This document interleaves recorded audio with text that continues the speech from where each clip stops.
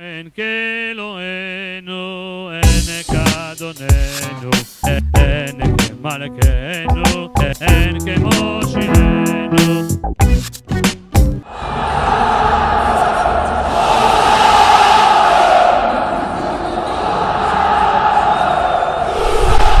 Salut à tous, bah écoutez ce soir on va aller chez Tiferet.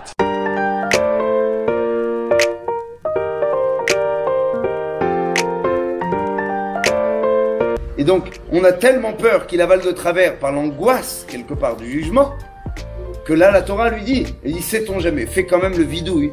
On ne sait jamais ce qui pourrait se passer pendant ce repas qui finalement s'avère maintenant dangereux. Effectivement. Shavua Tov, Shana Tova, Khatima Tova. Tu viens souvent ici, Yoni? Tous les samedis soirs, depuis des années avec le Rav Asaraf, c'est un moment unique.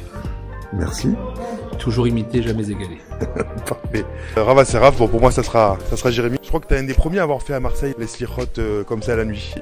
Ouais, effectivement. Même, j'ai envie de dire, même en France, quelque part, c'est devenu une idée assez innovante. On pensait que c'était obligatoirement après Chatzot. On a su que d'après l'Halakha, on pouvait le faire avant.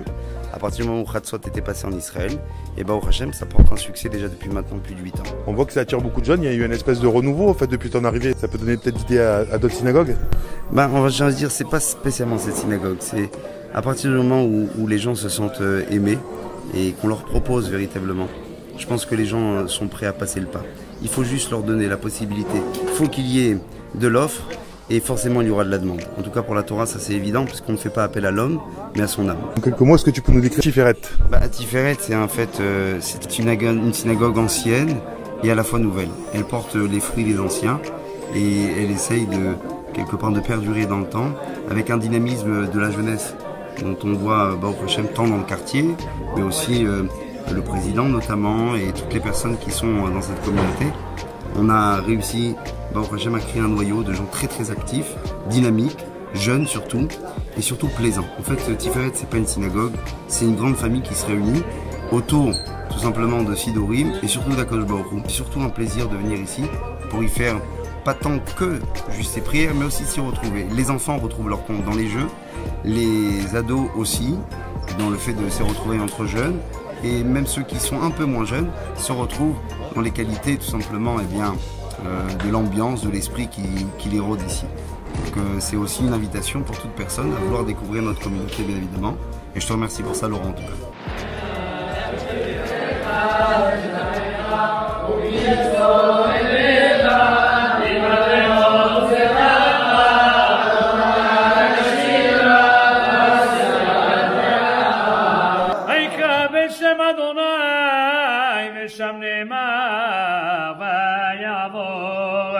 Adonai al panav vayikra.